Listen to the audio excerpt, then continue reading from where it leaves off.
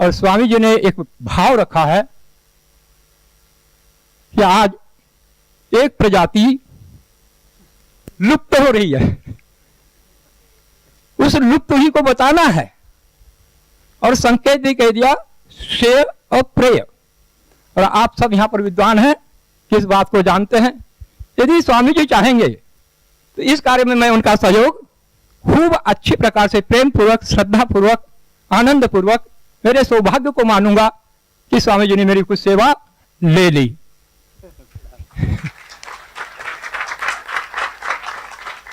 कभी कभी कोई मुझे कहा करते हैं आप क्यों ऊपर अपनी बीमारी लेते हैं, तो मैंने उसका मंथन किया।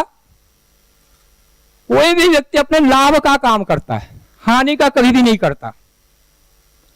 जब कोई दुकान चलाता होता है तो उसके यहां अधिक से अधिक ग्राहक मिल जाए उसे, तो उसे वो सौभाग्य मानता है, क्योंकि उसका धन बढ़ेगा।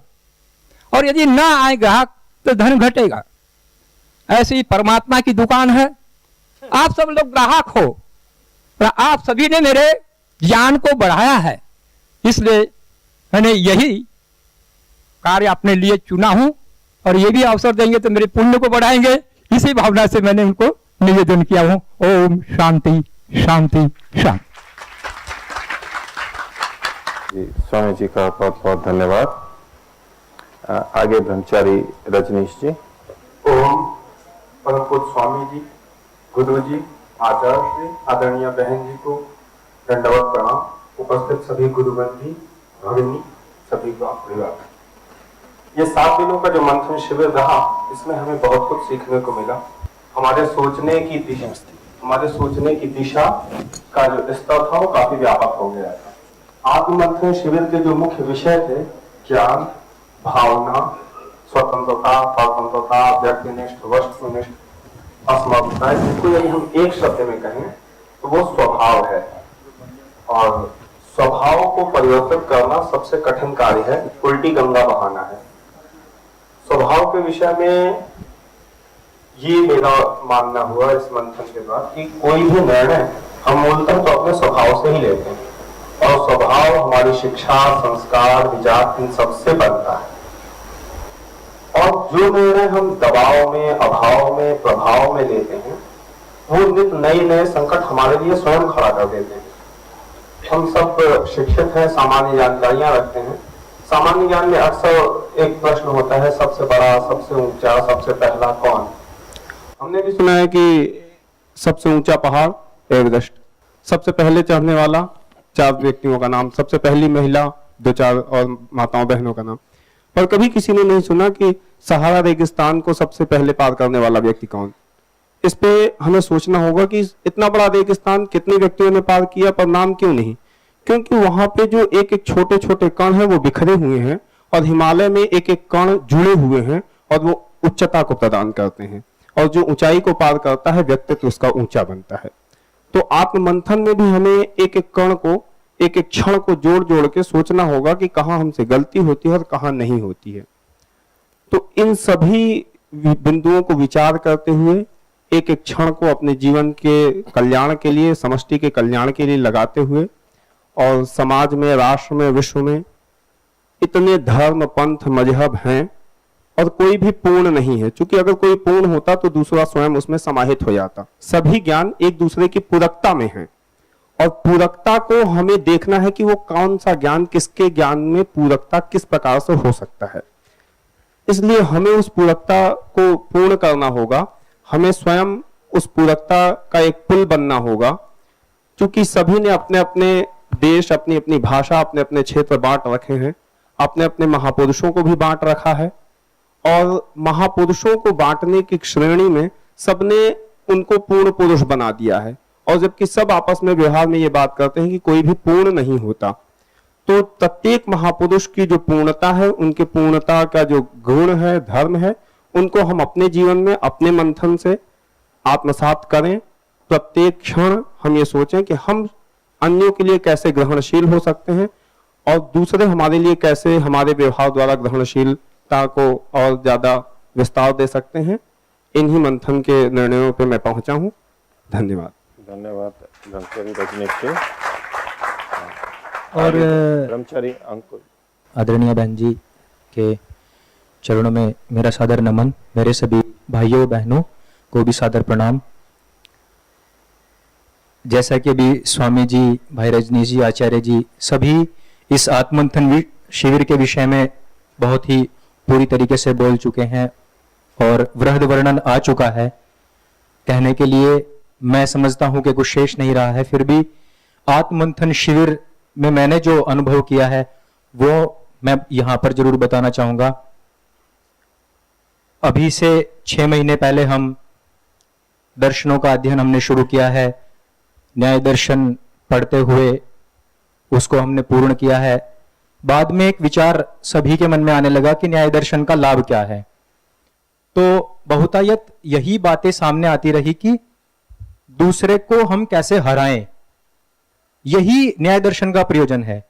बहुतायत यह बातें बीच बीच में सामने आई कि किस प्रकार से हमें दूसरे की बात गिरानी है, किस प्रकार से हमें नीचा दिखाना है, किस प्रकार से हम जीतना है। केवल न्याय दर्शन यही सिखाता है।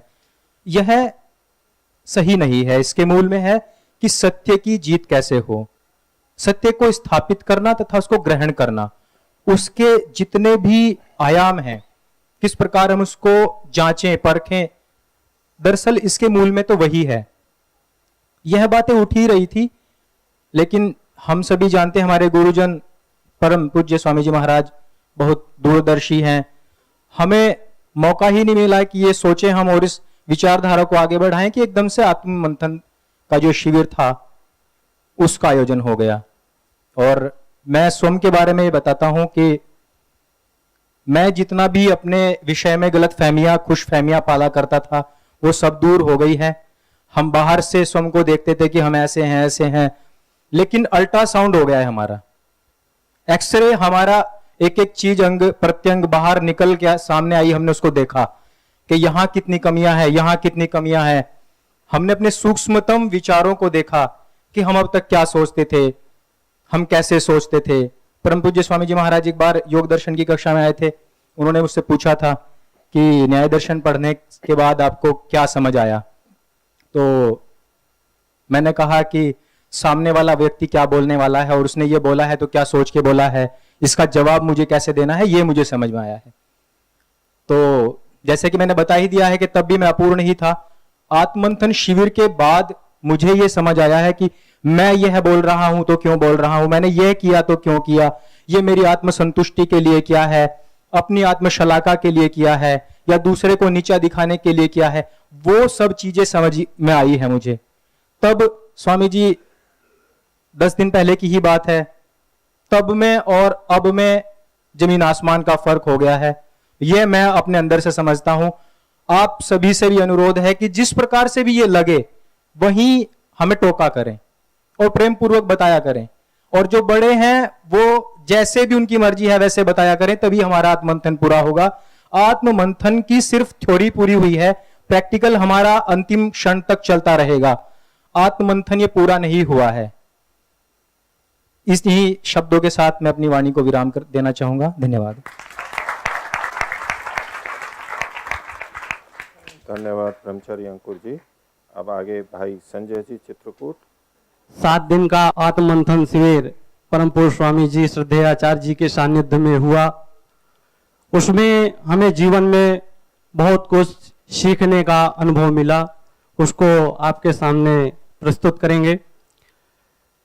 आज हमारे जीवन में 7 दिन के शिविर में चाहे हमारी वो व्यक्तिगत समस्या हो, चाहे वो सामाजिक समस्या हो, चाहे राष्ट्रीय समस्या हो, उसमें एक छोटे छोटे बिंदुओं पर लेकर जिस तरह 7 दिन तक चिंतन और मंथन हुआ, उससे अति सूक्ष्म जो जानकारियां उभर के आई, तो उससे हमें आभास हुआ कि जीवन में सबसे पहले यदि हमें कार्य करना है तो अपने जीवन पर कार्य करना है। क्योंकि हमारा जो व्यवहार होता है वो कहीं में कहीं समाज को, राष्ट्र को प्रभावित करता है। यदि हमारा व्यवहार अच्छा होता है तो समाज को, राष्ट्र को उससे अच्छाइयां मिलती हैं। यदि हमारे जीवन में अच्छा व्यवहार नहीं होता तो कहीं में कहीं राष्ट्र का, समाज का उससे पतन होता है। तो इसलिए हमें यदि राष्ट्र को अच्छा बनाना है, समाज को अच्छा बनाना है, तो व्यक्तिगत अपने जीवन को अच्छा बनाना है। और जैसे इसमें कई विषय लिए गए, भावना, श्रद्धा, ज्ञान और भावना, परतंत्रता, स्वतंत्रता, तो जैसा हमारा ज्ञान होता है वैसी ही हमारे अंदर की भावनाएं होती हैं। यदि हमारा शुद्ध ज्ञान होगा तो हमारी शुद्ध भावनाएं होंगी। एक श्लोक भी आता है, ज्ञान जन्य भवेद इच्छा, इच्छा जन्यम भवेद कृति, कृति जन्यम भवेद चेष्टा, चेष्ट जन्यम भवेद फलम।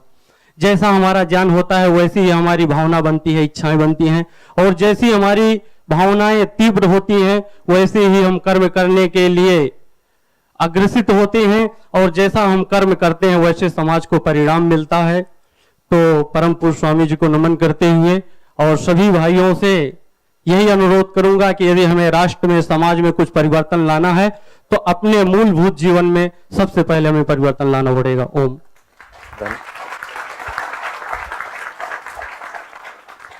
भाई प्रवचन जी और आगे ब्रह्मचारी स्मित जी। ये हमारा मंथन शिविर गत 7 दिन पहले से आरंभ हुई थी। आज समापन की समारोह है। उसमें हमने क्या सीखा, क्या जाना और क्या समझने का प्रयास किया, और स्वबोध, मैंने अपने को चिंतन करना है, अपने को जानना है। अगर मैं अपने को नहीं जान पाया तो समाज को क्या देंगे और उससे समाज क्या लाभान्वित होगी, ये हमें सोचना पड़ेगा। तो धन्यवाद भाई प्रवचन जी। आगे ब्रह्मचारी स्मित जी। पूज्य गुरु जी, श्रद्धेय स्वामी जी, आचार्य जी और अन्य उपस्थित सभी देवता लोग, सर्वेभ्यो नमः। इस सबसे पहले तो मैं आचार्य जी और उनके सहयोगी जिन्होंने ये शिविर का आयोजन किया उनको धन्यवाद देना चाहता हूँ कि उन्होंने बहुत अच्छे रूप से शिविर का आयोजन किया, जिसमें काफ़ी महत्वपूर्ण मुद्दे लिए गए। पहले ही आत्ममंथन करने का थोड़ा स्वभाव रहा है मेरा, लेकिन ऐसे आयोजित रूप से 7 दिन शिविर में आत्ममंथन करने का मौका मिला, इसके लिए धन्यवाद।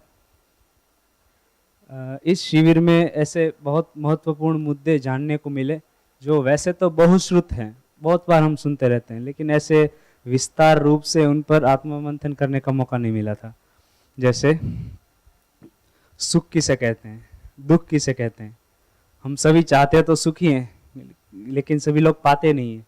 तो कहीं ना कहीं सुख के स्वरूप, सुख की परिभाषा हमको फिर से विचार करनी पड़ेगी कि हम जो सुख जिस प्रकार का चाहते हैं वो सुख है भी या नहीं, वो मिल सकता है भी नहीं। फिर स्वतंत्रता, परतंत्रता, जो कि आजकल ये बहुत बड़ा मुद्दा है कि मेरी स्पेस में आप इंटरफियर नहीं कर सकते वगैरह। तो हमको परिभाषित करनी पड़ेगी कहाँ तक हमारी स्वतंत्रता है और कहाँ फिर परतंत्रता चालू हो जाती है। तो इसमें और भी बिंदु है, जैसे इच्छा के बारे में। इच्छा का स्वरूप क्या है, आप इच्छा किसे कहते हैं, उसके लिए फिर क्या करेंगे, निर्णय करेंगे। फिर निर्णय से आप आचरण में आएंगे, तो वो आचरण जो आप कर रहे हैं वो आपकी इच्छा अनुसार ही है या उसके विपरीत है। उसका फल जो मिलेगा वो आप चाहते थे या वो आप जो नहीं चाहते वो फल मिल रहा है। तो इच्छा, निर्णय और आचरण, ये तीनों एक रूपता में हो, उस पर आत्ममंथन करने का मौका मिला। और ये सब निर्णय हम करते हैं, जो आचरण करने का प्रयास करते हैं, इसमें काफ़ी असमर्थताएं आती हैं हम सभी को। तो वो व्यक्तिगत रूप से हो सकती है, सामाजिक रूप से हो सकती है, राष्ट्रीय स्तर पे हो सकती है। तो मुझे ऐसा लगा कि ज़्यादातर तो असमर्थता हमारे व्यक्तिगत रूप से होती है। अगर हम जो अपनी असमर्थताएं हैं उसको पूर्ण कर लें तो फिर आगे का रास्ता धीरे धीरे खुलता ही जाता है। जैसे मैंने अपना मंथन किया, मैं काफ़ी निर्णय वैसे करता हूँ लेकिन आचरण पे थोड़ा कम आता है। तो उसमें आत्मविश्वास की कमी कह सकते हैं, एक अज्ञात भय, उसके बारे में भी मंथन करने का मौका मिला कि हम क्यों 100% अपना प्रयास नहीं कर पा रहे हैं। इस शिविर का शीर्षक है स्वबोध के द्वारा स्वधर्म। तो स्वबोध तो पहले होना ही चाहिए। हम क्या कर सकते हैं वो तो हम बाद में पता करेंगे, जब हम कौन है ये पता चलेगा। तो उसके लिए सोचने का मौका मिला। और पहले मेरी जैसे एक मान्यता थी कि अपने बारे में सोचना तो स्वार्थी कहा जाता है, जो व्यापक रूप से परिभाषित है।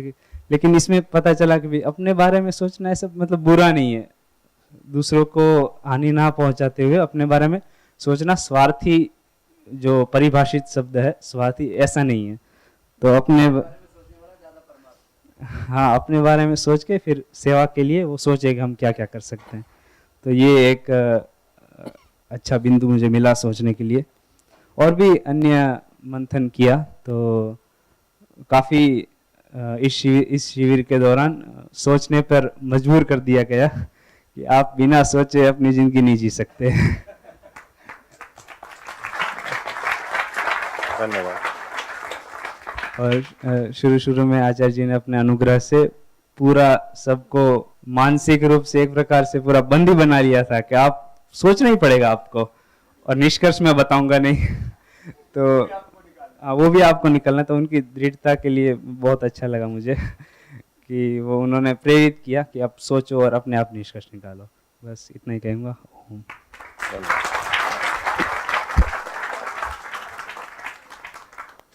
आचार्य रंजीत जी और इनके बाद में ब्रह्मचारी भारद्वाज जी। पूज्य गुरु जी, पूज्य स्वामी जी, श्रद्धेय आचार्य जी और मेरे आगे बैठी विद्वत मंडली, सभी को सादर नमस्ते। 6 दिनों तक आत्ममंथन हुआ, मथनी चली। अब मथनी चली है तो कुछ ना कुछ मक्खन तो आना ही है, तो थोड़ा बहुत मैंने भी उसका ग्रहण किया है, थोड़ा रखूंगा आप लोगों के सामने।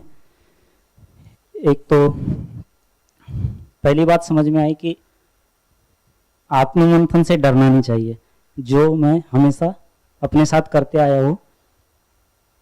आत्मचिंतन से जो डरता हूँ मैं कि ये करूँगा तो शायद निर्णय तो होंगे वही, पर उनको आचरण में लाने में बहुत दिक्कत है। वो जो भय बना रहता है, अब शायद मैं उस भय को हटा सकता हूँ अपने अंदर से कि नहीं, मैं कर सकता हूँ ये, और वो जो निर्णय होंगे वो मेरे सुगामी परिणाम को देने वाले होंगे और मेरे जीवन को अच्छे बनाने वाले होंगे।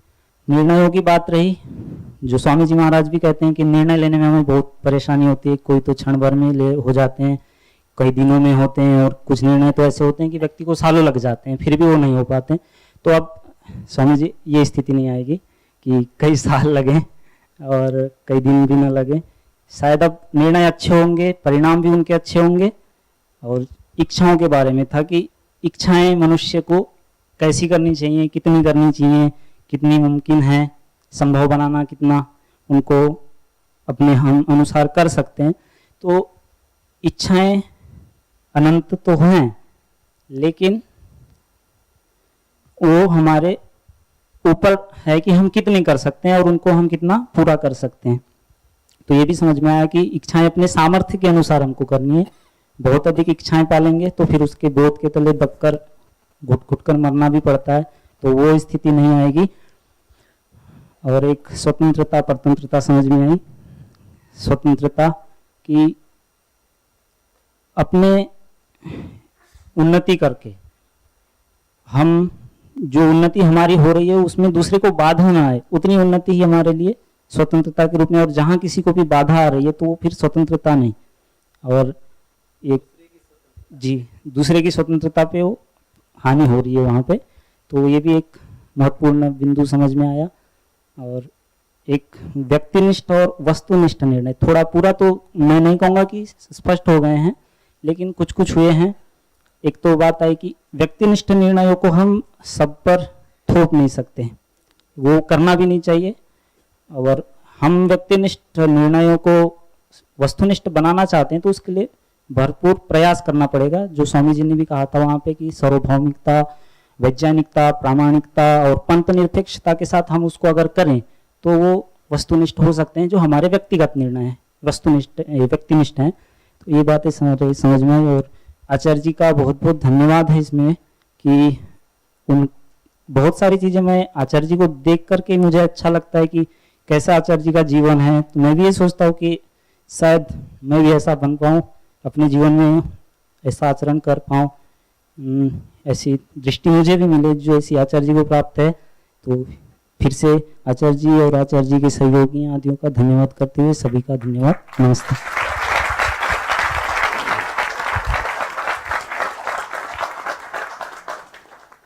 धन्यवाद आचार्य रंजीत जी। आगे ब्रह्मचारी भारद्वाज जी और इनके बाद में ब्रह्मचारी गुंजेश जी। पूज्य स्वामी जी, गुरु जी, आचार्य जी और सभी ब्रह्मचारी ब्रह्मचारिणियों को सादर प्रणाम।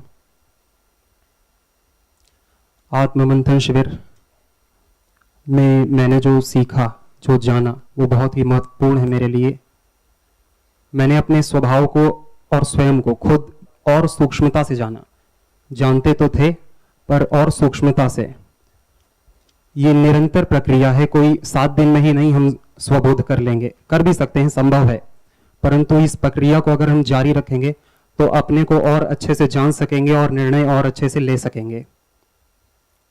और जो मैंने इसमें जाना कि मेरे अंदर जब हमने ध्यान दिया विचारों को कि कैसे ये विचार जन्म लेते हैं और फिर द्वंद्व भी प्रकट हुए अपने अंदर और उन द्वंद्वों का समाधान भी हुआ, और जो हम कुछ बड़े बड़े निष्कर्षों पर पहुंचे जिस पे हम ध्यान नहीं देते थे, जैसे कि हमें प्रतिक्रिया नहीं करनी चाहिए, जैसे कि हम कभी कभार जानते भी नहीं कि जो हम कह रहे हैं वो हमारे आग्रह से निकल रहा है, वो हमारे अभ्यास से निकल रहा है, क्या सच में वो मैं कहना चाहता हूं या वो निकल रहा है।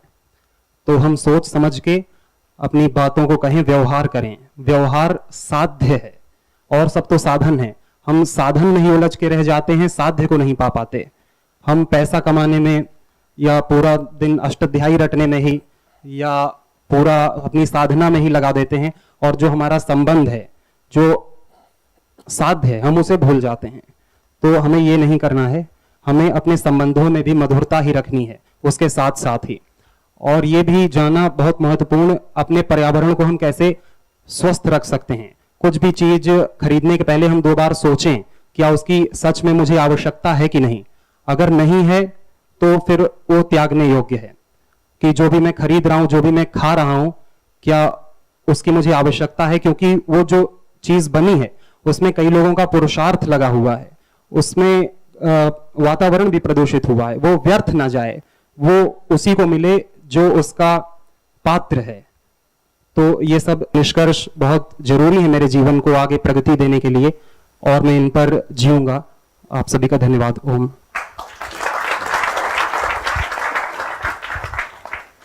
ब्रह्मचारी भारद्वाज जी का धन्यवाद।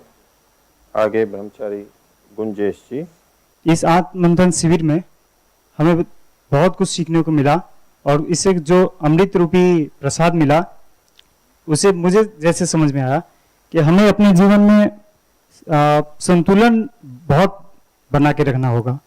ये जैसे हम देखते हैं, ये सृष्टि, पूरी दुनिया, प्रकृति बहुत संतुलन पर टिकी हुई है। हर संदर्भ में वो एक दूसरे पर बहुत संतुलित है, तभी वो एक दूसरे को आगे बढ़ा पा रहे हैं।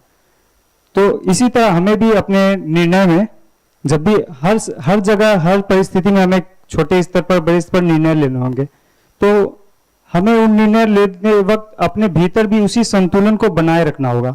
अगर किसी एक घटक में भी थोड़ी भी प्रतिशत घटी बढ़ी, जैसे एक तरफ ज्ञान था तो दूसरी तरफ भावना थी, एक तरफ इच्छाएं थी तो एक तरफ निर्णय थे, इस तरह स्वतंत्रता, परतंत्रता, तो एक तरफ हम एक चीज को रखते हैं, दूसरी तरफ दूसरी चीज को। अगर एक चीज को थोड़ा सी भी बढ़ाते हैं तो दूसरी चीज घट जाती है स्वाभाविक रूप से, और दूसरी तरफ को बढ़ाते हैं तो एक घटेगी। तो हमें अपने निर्णय लेते वक्त बहुत सावधानी रखते हुए, इनको संतुलन बनाते हुए फिर अपने निर्णय को लेना होगा, तो फिर हमारा निर्णय बहुत सटीक जाएगा और बहुत दीर्घकालिक तक जाएगा। और भी जो हमें इस आत्ममंथन शिविर से सीखने को मिला वो था अपने जीवन संदर्भ में जो हम घटित कर पाते हैं अपने स्तर पर, वो बाकियों के साथ भी कर पाए, अपने ज्ञान को, अपने भावनाओं को ठीक से प्रकट कर पाए और उसको कर्म में निर्धारित कर पाए।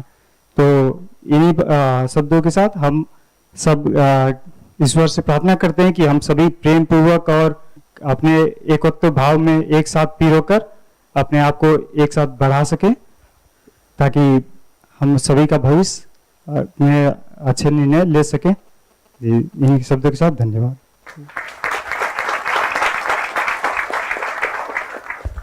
धन्यवाद ब्रह्मचारी गुंजेश जी। इनके आगे ब्रह्मचारिणी श्रुति जी। इस शिविर का जो नाम है वो है आत्ममंथन। तो सबसे पहले ये आत्ममंथन जो शिविर था उसमें पहले जैसी जैसे आचार्य जी ने नाम बताया तो ये लगा कि आत्मा के विषय में कुछ बताया जाएगा, ऐसा प्रतीत हुआ, पर ऐसा कुछ सीधे सीधे नहीं बताया गया। लेकिन उससे जो मुझे लाभ हुआ वो मैं बताना चाहूंगी। कुछ दिनों पहले मेरे सामने एक बहुत उद्वेलित करने वाली समस्या आई थी।